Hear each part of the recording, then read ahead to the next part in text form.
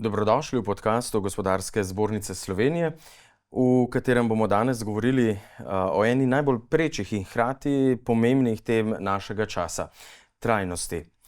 Ne kot modni besedi, temveč kot vsakodnevni praksi, konkretnih dejanjih podjetij in seveda zaposlenih, njihovi odgovornosti do okolja in družbe. V tokratni epizodi gostimo dva izjemna posameznika, ki sta s svojim delom postavila visoke standarde na področju okoljskega upravljanja v podjetjih. Z nami sta letošnja nagrajenka, prejemnica priznanja Gospodarske zbornice Slovenije za okoljskega trajnostnega menedžerja, gospa Marjanca Repše. Lepo pozdravljeni, gospa Repše. Torej, direktorica sistemov vodja energetskega tima in koordinatorica trajnostnega razvoja v podjetju BSH Nazarje, kjer že vrsto let usmerja podjetje v zeleni prehod.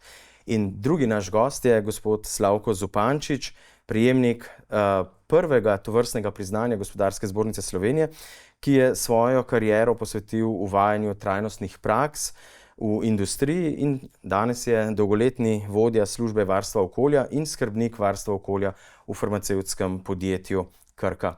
Lepo pozdravljena, torej oba v našem studiu.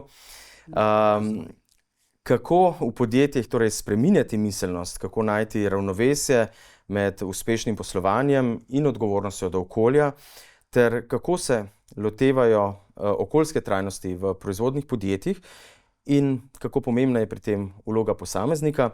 Torej, vsem tem bomo danes spregovorili mi trije.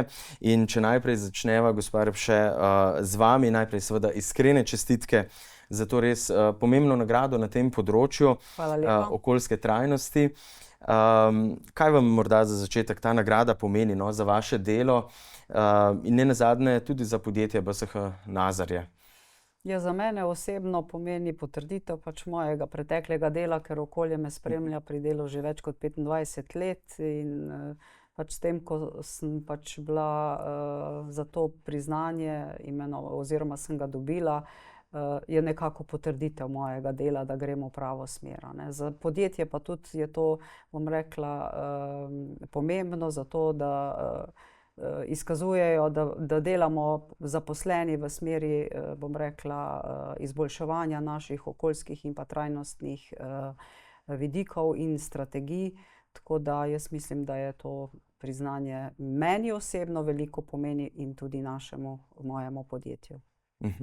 Torej, ste v podjetju direktorica sistemov vodenja, vodite tudi energetski tim in nenazadnje ste koordinator trajnostnega razvoja. Kako pa ste začeli pravzaprav to vašo karierno pot? Kako ste jo razvijali vse do današnjih odgovornosti v podjetju? Ja, kot univerzitetni diplomirani inženir kemijske tehnologije sem se zaposlila najprej v papirni industriji v mojem domačem kraju, v Krškem, se pravi celuloza in papir vidim Krško, ampak po 5 mesecih je podjetje šlo v stečaj in sem si začela iskati službo v krajih, kjer je moj bodoči mož živel, tako da sem se potem leta 1993 zaposlila v Gorenju notranji opremi, kjer sem bila celih 18 let in pol. Tam sem opravljala različne naloge, kot kemijski tehnolog v bistvu sem bila in za kakovost in za razvoj in za tehnologijo. V bistvu to mi je dalo osnovo poznavanja vseh procesov, tako da vidiš veliko sliko, ker če delaš samo na enem področju, potem te to dela kot nek vrtiček, če pa gledaš celo njivo, je pa to čisto drugačen pogled potem in tudi pogled v procese, kaj se lahko naredi, kakšen je medsebojni vpliv med temi procesi, ker ravno med temi procesi prihaja do nekih mogoče teh stičnih točk, kjer ni pretok najboljši, in da teče proces gladko, se morajo vsi zelo dobro poznati. In Gorenje notranja oprema mi je dala zelo veliko, ker tam kot kemijski tehnolog sem se začela razvijati kot svetovalka za kemikalije, potem sem postala tudi pooblaščenka za varstvo okolja, ker smo imeli program keramike, ki je bil IPPC zavezanec. In moram reči, v tem obdobju 6 let, ko sem to delo upravljala, sem res spoznala vso zakonodajo okoljsko, ki se je v tem obdobju zelo ekstremno, eksponentno se je razvijala in je bila publicirana, tako da mi kot uporabniki te zakonodaje smo jo morali poznati in jo tudi implementirati. In se mi zdi, da to je bila taka dodana vrednost, ker si spoznal in zahteve in vse in si moral pri svojem delu to udejanjati, da si lahko uresničeval, bom rekla, te okoljske zahteve. Ja, potem sem postala tudi vodja programa kopalnic. Žal se je izkazalo tako, da se je Gorenje odločilo, da program seli v Srbijo. Takrat sta se naše poti razšle in sem dobila priložnost v mojemu obstoječemu podjetju BSH Hišni aparati. Tja sem prišla kot poznavalka sistemov vodenja kakovosti, kot vodja programa proizvodnje aparatov za pripravo hrane, ker sem vodila približno 225 ljudi, in potem v letu 2014 sem pa prevzela vodenje celotne proizvodnje, ker je bilo 1000 zaposlenih, a ne 5 vodij. Tam smo tudi udejanjali, bom rekla, naloge varstva okolja, ker kot proizvodnja smo morali poznati svoje vplive na okolje in smo imeli v svojih ciljih tudi zmanjševanje teh vplivov na okolje, a ne. Potem sem leta 2018 prevzela manjši oddelek vodenja kakovosti, ki je bil nek koordinatorski povezovalni z našo centralno oddelkom kakovosti naše divizije. V letu 2020 sem pa prevzela mesto direktorice sistemov vodenja, kjer pač zdaj skrbim da so naši sistemi vzpostavljeni skladno z ISO standardi, ker mi imamo ISO standard za kakovost, ISO 9001, se pravi standard za okolje 14001, za upravljanje z energijo 50001 in pa varnost in zdravje pri delu 45001. Tako da tako se je moja poslovna pot gradila do danes in potem v letu 2023 sem bila imenovana za koordinatorka za trajnostni razvoj, a ne, ker strani centrale smo dobili tudi trajnostno strategijo. Ugotavljamo, da to za nas ni nič novega, ker že vrsto let organizacija dela na vseh teh področjih, samo zdaj to skupaj postavljamo, da dobimo celo sliko, kaj pokrivamo in kaj delamo na tem področju. No, zelo raznolika kariera, ne? Verjetno ravno to delo na različnih področjih, na različnih sistemih vam je pomagala k temu, da pravzaprav poznate res vse segmente proizvodnje in s tem verjetno tudi vam pomaga pri upravljanju trajnosti, ne? Izboljševanja okoljskih standardov, ne? Katere konkretne trajnostne, predvsem pa okoljske ukrepe ste recimo implementirali v zadnjih letih v podjetju? Tako kot sem že povedala, ne, mi imamo ISO 14001 že od leta 2001, tako da to področje vodi moja sodelavka, ki je pač to je, mi rečemo ES community, a ne, v ta sistem so, bom rekla, vključeni vsi oddelki, zato ker vsak oddelek ima nek določen vpliv na okolje, kjer se na mesečnih sestankih pogovarjajo o kazalnikih in rezultatih, a ne. Tako da podjetje že vrsto let dela na tem področju, a ne. Potem leta 2015 smo dobili tudi certifikat za sisteme upravljanja z energijo, tako da v letu 2020, ko sem jaz prevzela to področje, postala tudi skrbnica za sisteme vodenja upravljanja z energijo. Smo potem malo ločili ta okolje in pa energetski del, prej je to bilo bolj skupaj, ampak mogoče bi tu izpostavila en projekt, ki se je začel pa že leta 2009 in je zelo pomemben za našo lokacijo. To je projekt Vrtine, a ne, kjer se je naše najvišje vodstvo skupaj s tehnično službo glede na geološke predispozicije naše lokacije odločilo, da lahko implementiramo vrtine in s tem izrabljamo toplotni potencial podtalne vode, a ne, in s tem v ta sistem smo vključili tudi, bom rekla, odpadno vodo iz hladilne vode iz strojev za brizganje plastike in zdaj z vsem tem sistemom povezanih s toplotnimi črpalkami in izmenjevalci toplote smo dosegli, da smo toplotno samozadostni, se pravi, da ogrevamo vse prostore z temi 14 vrtinami, ki so v okoli tovarne, in pa tudi pohlajujemo poleti proizvodne prostore. Tako da to je bil en zelo pomemben projekt. Jaz sem potem samo poskrbela za to, da ta je projekt bil viden tudi znotraj BSH, tako da smo tudi kandidirali za Bosch nagrado, ker Bosch vsako leto tudi za trajnostni razvoj razpisuje nagrade na različnih področjih in smo potem leta 2022 bili nominirani in smo dobili prvo nagrado za ta projekt. Tako da na to smo zelo ponosni. Seveda so še drugi projekti odzadaj, kot so fotovoltaike, zamenjava starih strojev za brizganje plastike, zamenjujemo za energetsko bolj učinkovitimi, optimizacija procesov v proizvodnji in s tem skrbimo, da dosegamo rezultate na energetski učinkovitosti. Tako, tu je pa recimo bolj moj del.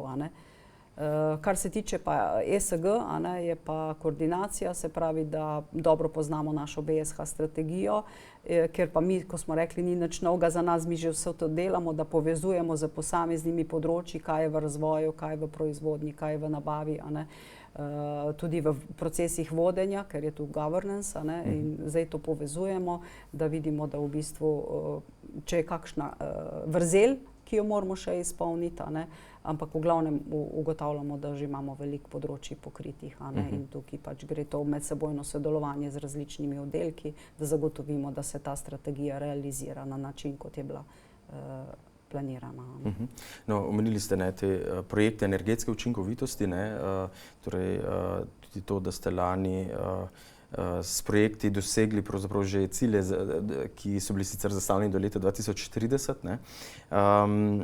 Zadali ste si pa tudi cilj, da boste do konca letošnjega leta izvedli vse ukrepe za doseganje cilja 0 ton emisij CO2 in tako postali prva CO2, če rečemo tako, free factory znotraj BSH in seveda Boscha.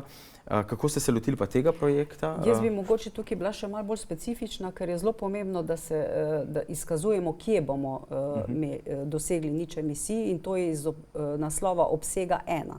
Se pravi, to so naše direktne emisije iz proizvodnje.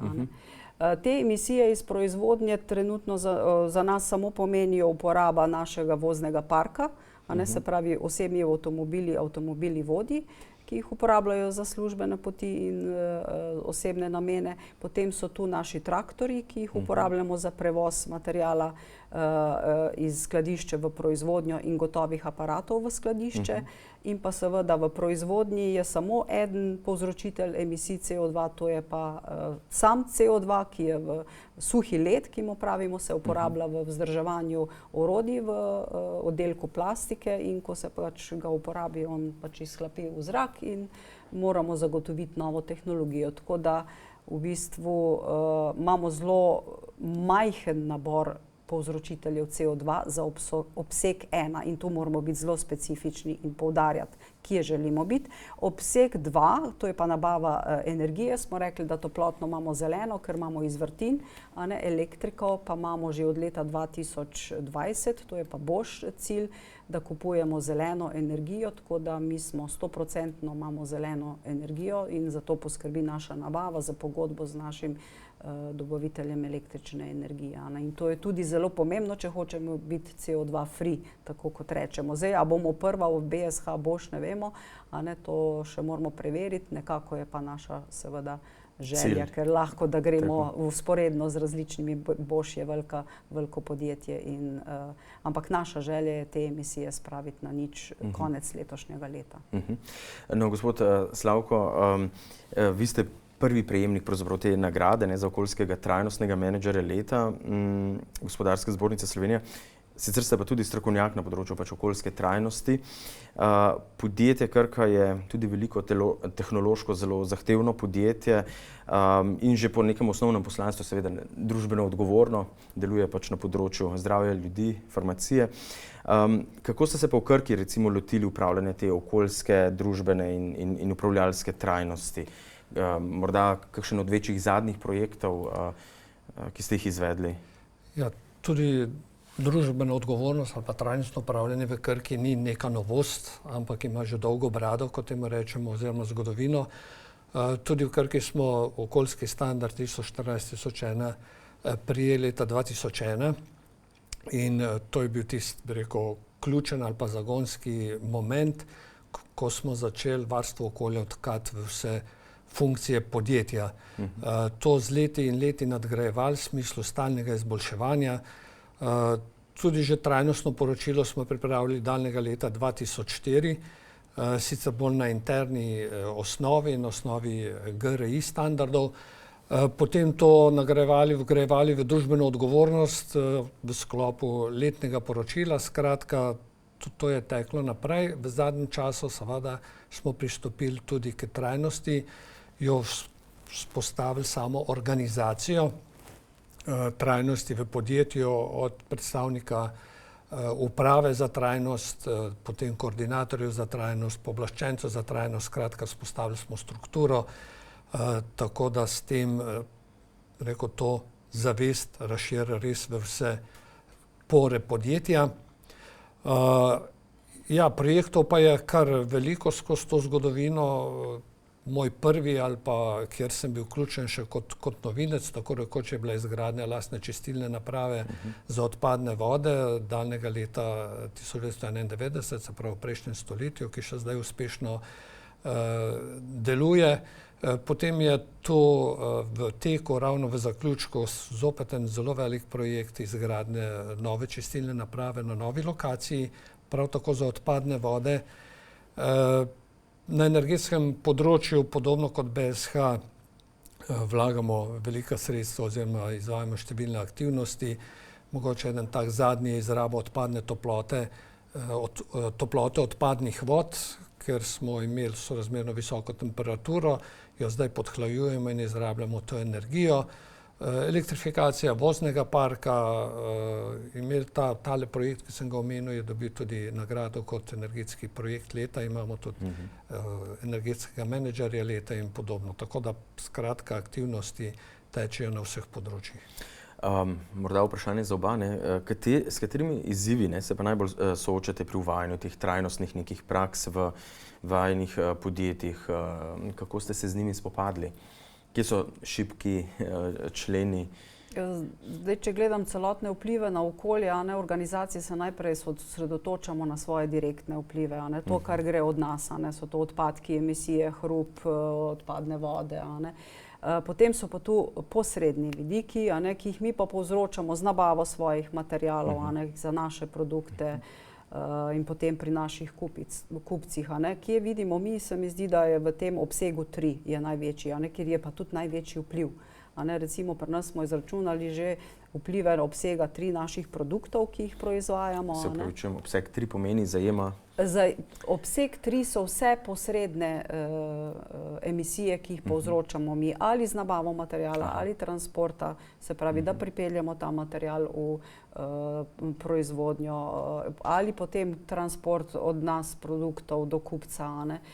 Tudi poraba energije naših aparatov pri kupcih. To je cela veriga od, bo rekla, ta life cycle assessment, ki ga moramo, LCA, se pravi analiza življenjskega cikla, in ta je v bistvu največji.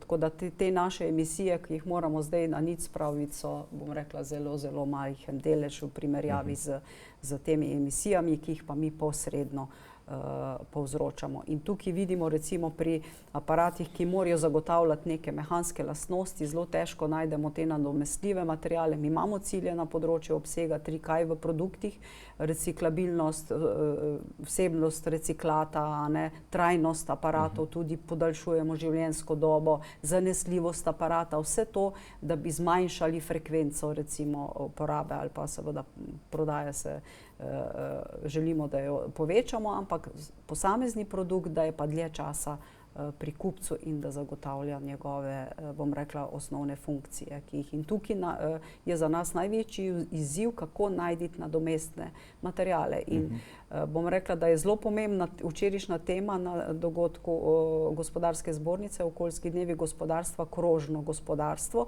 ker če teh materialov ne bomo vračali nazaj, ne bomo imeli potem drugih, virov za zagotavljanje. In se mi zdi, da je to zelo pomembno, ker sploh pri naših aparatih, ki morajo zagotavljati tudi ta food kontakt, se pravi kontakt s hrano, ne more vsak material primeren, in tudi mehanske lastnosti.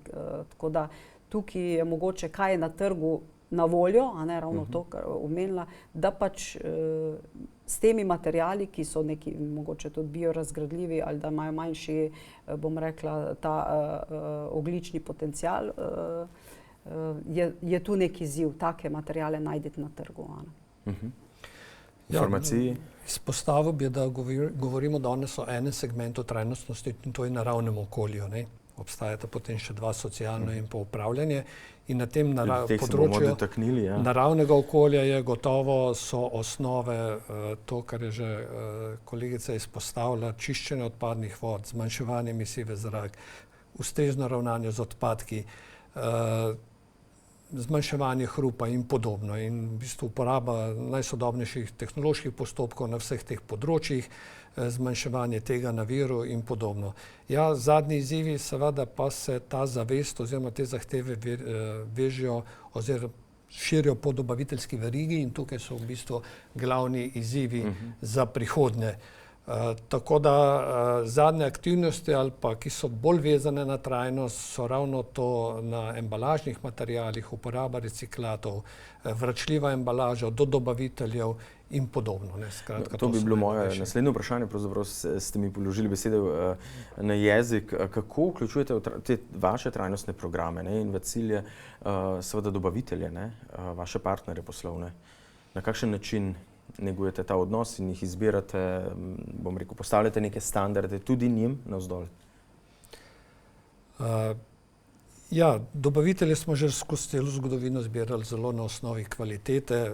Seveda v farmaciji, tako kot v drugih branžah, je to zelo pomembno. Se pravi, zanesljive, kvalitetne, trajne dobavitelje in ti praktično gredo po zelo podobni ali pa enaki poti, kot gremo mi oziroma kot gre Evropa, pa čeprav so to dobavitelji iz Azije ali pa iz drugih trgov. Je pa ena novost, da v bistvu tudi na prodajni strani, se pravi, ta del zahteva določene izjave, certifikate, skratka zahteva to dokazljivost po celi verigi. Tako da sodelujemo s takimi poslovnimi partnerji, ki imajo to že vzpostavljeno oziroma vzpostavljajo na dokaj visokem nivoju. Pri vas v BSH-ju tudi podobno? V bistvu ja, to je standardni proces nabavni, kjer je izbor dobavitelja, seveda pa pri izboru dobavitelja tudi gledamo na kazalnike okoljske učinkovitosti, energetske učinkovitosti. Ko zberemo, oziroma je to neki kriterij za izbor, potem periodično seveda izvajamo tudi določene presoje pri naši kolegi iz nabave, izvajajo presoje, kjer se tudi ti sistemi presojajo. Zdaj v zadnjih 2 letih pa tudi oziroma imamo shemo, kako pridobiti informacije od dobaviteljev o njihovem ogljičnem odtisu iz obsega 1, 2 in 3. Tako da tudi na tem področju jih pozivamo, da izkazujejo svoje podatke. Tako da to še tudi gradimo naprej. To je tudi eden od kriterijev pri izboru. Tako. Ja. Za uspeh in doseganje nekih konkretnih rezultatov verjetno v podjetju morajo vsi zaposleni dihati v to smer in doprinesti vsak na svojem področju k trajnosti. Kako pa spodbujate in utrjujete, bom rekel, to zavedanje o trajnostnosti v podjetju, pri vodstvu nenazadnje in kako zaposleni sprejemajo trajnostne programe? Tako kot sem rekla, že to je v bistvu integrirano v procese. Sploh, če je že ISO 9000, 14000 upeljan, recimo že od leta 2001, to pomeni, da je to zavedanje že noter integrirano v procese in mislim, da so zaposleni zelo zavzeti na tem področju, tako na okoljskem kot energetskem, ker vodimo nekako po 2 poteh te ukrepe. Vsak glede na svoje vplive na okolje, vsak oddelek pripravi svoj ES program. Noter so združeni vsi, od ravnanja z odpadki, vodami, emisijami v zrak, energetsko učinkovitost, tako da vsak oddelek pripravi in tukaj gradimo tudi to zavedanje. Zdaj, če govorimo o ESG, tudi kadrovska, bom rekla, z zaposlenimi dela, z talenti, tako da gradimo tudi ta del, tudi del upravljanja je že strani vodstva, z strani vseh korporativnih, bom rekla, zahtev in regulativ integriran v naše poslovne procese. Tako da se mi zdi, da tukaj nimamo nekega posebnega dela, kaj je ESG, mogoče kot ta paket, da mi razumemo, da če želimo biti, BSH Nazarje letos praznuje 55 let na lokaciji in nekako naša vizija je še naslednjih 50 let. In če želimo biti še naslednjih 50 let tu, potem vidimo, da je nujnost, da so ti 3 dimenzije ESG v ravnotežju. In ravno to je zdaj, da vidimo to kot ta paket in da ga zagotavljamo in da vidimo to dobrobit za našo prihodnost, tudi za naše bodoče generacije.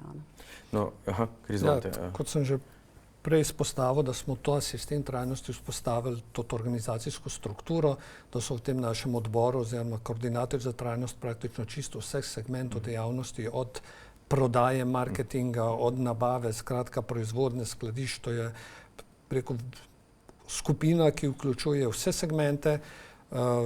Trajnost smo vključili tudi v sistem izobraževanja, preko 500 zaposlenih vsako leto gre tudi čez ta segment izobraževanja. Tako da imamo sistem izboljšav oziroma inovacij, v katerega imamo tudi nek slogan Vaša skrb za okolje šteje, kjer ljudi pozivamo, da vsak posameznik prispeva svoje predloge, svoje ideje in te so potem tudi nagrajene. No, če se majčkeno dotaknemo zdaj tudi vloge, bomo rekli, trajnostnega menedžerja, za kar sta oba dobila pravzaprav nagrado, gospa Repše zdaj pred kratkim. Verjetno vloga trajnostnega menedžerja ni samo na področju okoljske trajnosti, ampak verjetno širše. Zdaj poznamo ta ESG, upravljanje trajnostno tako na okoljskem, družbenem kot upravljalskem področju. Kako vidva vidita to vajno vlogo znotraj podjetja? Mogoče, če jaz začnem kot direktorica sistemov vodenja, se zelo zavzemamo, da so vse zahteve integrirane v procese. Zato jaz tukaj vlogo trajnostnega menedžerja ne vidim kot one man ali woman band, ampak je to kot nek koordinator. Zato, ker da bomo uresničili vse segmente ESG, je nujno multidisciplinarno sodelovanje. Brez sam eden pač človek žal ne more dosti spremeniti, a ne se truditi. Vidim ga bolj kot koordinatorja. Ne vidim ga kot tistega ključnega, ki ima vlogo, da mogoče ključna vloga, da ta zadeva gre naprej, ampak za rezultate na tem področju je pa nujno to multidisciplinarno. In bolj vidim to vlogo kot koordinatorja. Ker jaz pravim, da naši vodje bi morali biti tako kot tabletka za pomivalni stroj, a ne da 5 v enem. Ne samo, da gledamo poslovni del, ampak jaz imam proizvodnjo, moji proizvodi morajo zadovoljiti zahteve kupca. Žal pa takrat, ko to proizvajamo, imamo še neke stranske produkte, za katere pa moramo poskrbeti, in to že v fazi planiranja. Tako da se mi zdi, da ko bomo dosegli to 5 v enem, bo rezultat, bom rekla, ampak to je tudi proces, ker to je razumeti vsa področja in jih integrirati v svoje delovno področje je tudi zahtevno. Zato je še, bom rekla, skrbniki sistema še določene svoje funkcije tudi pokrivamo, da določeni sistemi potem grejo v pravo smer in skladno z zahtevami, standarda. Gospod Zupančič, prej ste omenili, da imate vi poseben odbor v Krki, kjer so različne funkcije noter zastopane. Kako morda to v praksi deluje? V praksi je to pač nek koordinacijski organ, ki se obdobno srečuje, postavlja ključne usmeritve, izmenjuje informacije, sledi zakonodaji, skratka nekako krovno pokriva celo zadevo in potem širi svoje zahteve, ideje, cilje v posamezne organizacijske enote. Sam sem v bistvu član tega odbora, ampak moje področje je tale okoljsko menedžerje, se pravi ta okoljski del oziroma naravni del. Na višjem nivoju seveda pa se združujejo vse 3 področja. Tako da medtem ko okoljski del je pa zelo širok. Tukaj pa ni samo menedžiranje, pa recimo samo koordinacija. Jaz kot okoljski ki pokrivamo kot okoljski menedžer, seveda vodim skupino sodelavcev, nas je 38 konkretno na področju varstva okolja, ki pa se ukvarjamo od operativnega dela, se pravi od ravnanja z odpadki, čiščenja odpadnih vod do zakonodaje, skratka do vseh okoljskih tem in nalog. Na tem področju oba delujete že dolgo časa. Kako se je vloga recimo tega okoljskega menedžerja, trajnostnega menedžerja znotraj podjetja spreminja v zadnjih letih? kaj se krepi, ne vemo pač tudi zahteve regulatorjev so čedalje večje, ne? Tudi potrošnikov ne nazadnje, ne? Postajamo bolj ozaveščeni, izbiramo bolj trajnostne proizvode, ne? Kako vidite to razvoj te vloge znotraj podjetja? Ja, če jaz izpostavim, da moja pot ni bila tako pestra kot od kolegice, ne. Jaz sem se na tem področju zaposlil že pred več kot 35 leti. Dejansko sem bil štipendist, Krkin štipendist, celoten študij, potem je bilo samo umevno, da se zaposlim v Krki.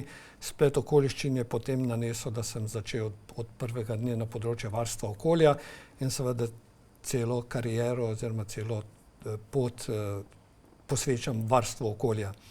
Ja, razlika je v tem, da je bil začetek v bistvu bolj na operativnem nivoju oziroma da je varstvo okolja potem sledilo nekemu usmeritvi, kot pravimo, end of pipe, ne? Se pravi na koncu procesa, ko neka odpadna snov nastane, ko nek odpadek nastane, odpadne vode, je to potrebno počistiti, pospraviti, ustrezno ravnati. Potem pa se je to seveda širilo z standardom ISO 14001 na vsa področja oziroma smo začeli govoriti o start of pipe, se pravi, da se varstvo okolja vključuje na začetek proizvodnega procesa. To je bila velika sprememba, se pravi, ko je treba nekje na izvoru, v razvoju, skratka skozi vse funkcije za to poskrbeti. Zdaj seveda pa se s tem, s to trajnostjo oziroma s tem ESG upravljanjem pa se to širi tudi izven podjetja, ne. Se pravi, to je tista glavna razlika. Osebno pa seveda je ta razlika v tem, da je bilo prej veliko dela več na operativi, na tehnologiji, na tehniki. Zdaj se je pa to prelevilo bolj na to, recimo, administrativno ali pa birokratsko stran, ne, ko pa je treba zadovoljiti standardom za poročanje, najnovejšim standardom za poročanje, ko je zakonodaja se zelo razbohotila, ko je treba v bistvu veliko več menedžirati, meriti, poročati, skratka, slediti zakonodaji, tako da se je tale zdaj fokus preusmeril v ta bolj del. No, kakšne kompetence, recimo znanja, ne nazadnje tudi osebnostne lastnosti bi moral imeti okoljski menedžer ali pa trajnostni menedžer, po vajinem mnenju? Ja, jaz mislim, da odprto glavo, a ne, da v bistvu kar povezovalno, a ne, dobra komunikacija, a ne, lastnosti, poslušanje za predloge, a ne, in pa mislim, da je glavna naloga ta povezovalna naloga, da različne oddelke, če govorimo o trajnostnem, a ne, ker okoljski, jaz vidim, je bolj okoljski, ki res tako skrbnik za okolje skrbi samo za okolje, trajnostni je pa ta, ki širše, ki še ESG pokriva, a ne, se mi zdi, da je ta zelo pomembna ta komunikativnost, povezovalna funkcija, a ne, odprtost, ne vem, mogoče. Sposobnost tudi verjetno prepričanja, ne? Ja. Promocije v bistvu trajnosti. Če govorimo o okoljskem delu, je gotovo osnova neko dobro strokovno znanje naravoslovne smeri, ki ga je seveda potem potrebno nagrajevati skozi prakso oziroma delovne izkušnje, ki so zelo pomembne. Ja bi pa poudaril oziroma se strinjal, da je to timsko delo, da to ni one man band, da je to tudi znanje, vključevati širše znanje, se pravi različne stroke, tako da mora biti dober koordinator, dober timski vodja, mora biti tudi komunikativen, ker se srečuje tudi v veliki meri z deležniki, kot so javnost, združenja, iniciative, sosedje, skratka mora biti kar en tak mal poliglot, no, kar pa seveda se dobi z kilometrino in seveda so tukaj pomembni sodelavci in pa tudi dobri mentori, no, in teh moram reči, da sem bil vesel, da sem jih imel, da jih ni manjkalo in da je to bilo zelo pomembno. Morda še tukaj vprašanje, študij na tem področju, omenili ste, osnova je zagotovo dobra inženirska izobrazba, ne, iz verjetno biotehnoloških procesov in tako. Sledijo študiji tem potrebam ali bi morali na področju znanosti in ne nazadnje uvajanje novih kadrov na to področje narediti korak naprej? Po mojem se študiji sledijo temu, saj v zadnjem času se programi zelo dopolnjujejo, tudi sam sem sodeloval pri enem pripravi enega izobraževalnega programa na Univerzi v Novem mestu. Tako da, osnova je gotovo kemija oziroma strojništvo, elektro, kakorkoli neka naravoslovna podlaga, potem pa seveda nadgradnja s temi novimi vsebinami, ki pa se vključujejo praktično že vse v programe študija. Glede na vse zelene trende, tudi zelenega prehoda in podobno, bi lahko rekla, da se vloga trajnostnega menedžerja v podjetjih krepi oziroma da je to nek dolgoročen poklic prihodnosti za podjetja in tudi pomembno delovno mesto? Jaz mislim, da je, ker z vsemi usmeritvami in ESG zahtevami, s katerimi se zdaj soočamo, v bistvu bo ta kader potreben, pa ne samo mogoče v eni funkciji, ampak tudi na multidisciplinarno znotraj, da bo vsaka funkcija imela nekega, ki se bo res poznal na to, na trajnostne zahteve tistega področja, ki ga morajo zahtevati že v fazi planiranja, ker se pogovarjamo vse, kar je na koncu v proizvodnji gre ven, to je že nek rezultat nekega dela in te želimo minimizirati, zato pa je pomembno, da se že v razvojni fazi, produkta ali storitve pogovarjamo o teh vplivih, ker na koncu je že prepozno. Ste želeli kaj dodati morda? Gotovo je to vlogo okoljskega menedžerja ali pa skrbnika varstva okolja na visokem nivoju dvignil že ISO standard 14001, okoljski standard, potem seveda tudi zakonodaja z imenovanjem skrbnika varstva okolja. Seveda zdaj dobiva to pa še širšo, močnejšo dimenzijo in je to poklic prihodnosti.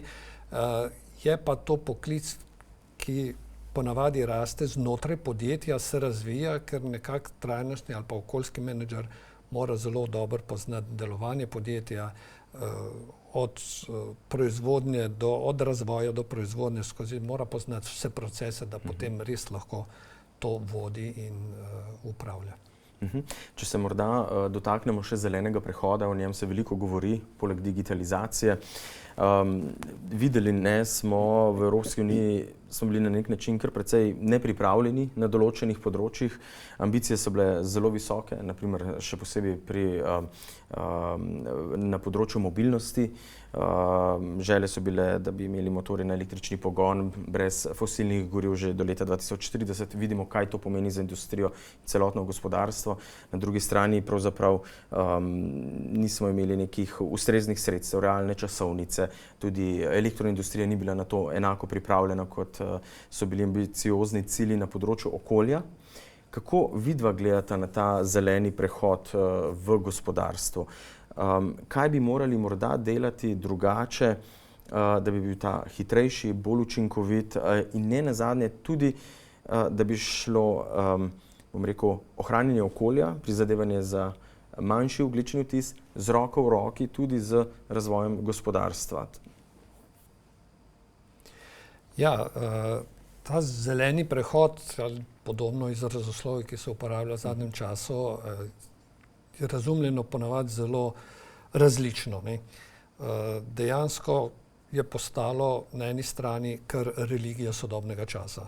Vse, kar je zeleno, vse je dobro, vse, kar ni zeleno, ni dobro. Če pa govorimo o zelenem prehodu v gospodarstvu, mora biti ta prehod uravnotežen. Pa ne v Evropski uniji, tudi včeraj je bilo poudarjeno, da je to potrebno na globalni ravni, ker je sicer obstaja velika nevarnost, da bomo izgubili določene proizvodne dejavnosti oziroma konkurenčnost. Se pravi, ta zeleni prehod mora biti na dejanskih tehnologijah. Večkrat se pojavlja zdaj trditev ali pa razlaga, da bomo zeleni prehod dosegli s tehnologijami, ki jih še ne poznamo, ki se bodo razvile, polno je teh čejev in predstavljanja v prihodnosti. Skratka, nujno je potrebno zmanjševati vpliv na okolje, nujno je potreben prehod v bolj čisto, boljšo družbo, ohranjati se pravi to naravo za prihodne rodove, ampak ohranjati trdna tla pod nogami, razvijati tehnologije in jim šele potem slediti.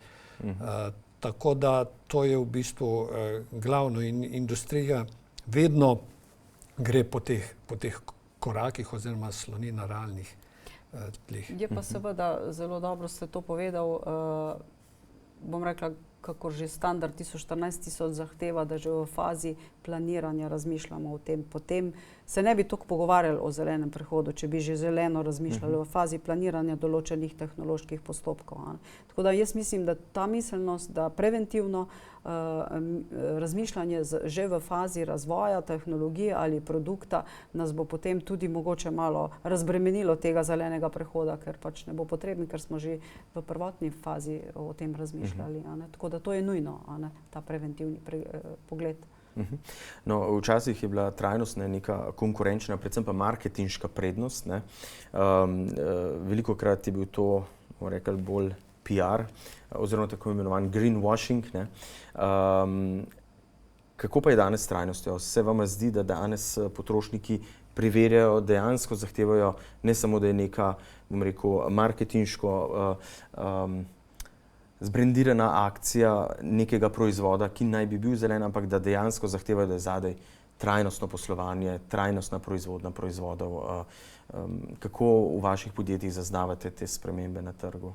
Ja, pri nas določeni kupci zelo zahtevajo standard 14001, kar to pomeni, se pravi, da nam zaupajo, ker se izkazujemo, da za svojim delovanjem potrjujemo, da stalno izboljšujemo svoje sisteme in to je ena prva zahteva. Seveda posamezni kupec, ko gleda aparat na policah, se tudi nekako odloča, zdaj teh mogoče celovitih informacij še ni, zdaj s kakimi okoljskim odtisom je bil narejen aparat, ampak tudi naše proizvode že kupci ocenjujejo potem, koliko energije porabi, koliko vode in mogoče še pa to ni kritična masa, se mi zdi, da za ta res zeleni prehod, ki bo tudi strani kupcev tako vplival na proizvodnje, je pa še verjetno nas čaka.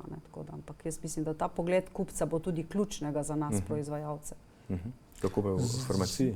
Zelo, zelo podobno ali pa lahko bi rekel enako. Tudi mi dobivamo od kupcev oziroma od trga vprašalnike, prilagamo izjave, potrdila, skratka vse več tega zahodnega ali pa razvitega trga zahteva pri razpisih tudi te podatke.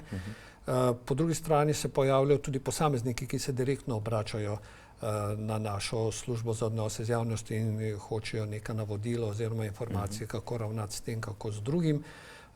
Tako da dobiva to vse večji pomen. No, počasi smo pri koncu našega pogovora, pa vendarle morda se dotaknemo še vajinega načina življenja. Ste tudi v domačem okolju, bom rekel, sta okoljska menedžerja v vaših družinah med prijatelji, torej skrbite za trajnostni način življenja? Ja, če jaz pogledam mojo družino, smo kar poskrbeli, da smo hišo izolirali, da smo fasado, streho naredili, da smo fotovoltaiko navajali, toplotno črpalko, tako da direktnega izpusta CO2 nekako preko nabave hrane, posrednji seveda tudi to gledamo, da je mogoče lokalna hrana, ampak seveda je še tukaj potencial, ampak se pa tudi trudimo. Doma recimo kompostiramo biološke odpadke, imamo vrt, tako da imamo to možnost, se trudimo v tej smeri.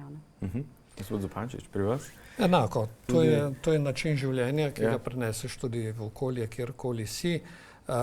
Seveda so to enake poteze, kar lahko v prvi meri naredimo, je čim boljšem sortiranju odpadkov, se pravi čim manjši porabi vrečk in podobno. To so sicer majhni koraki, ampak vzgled za naprej.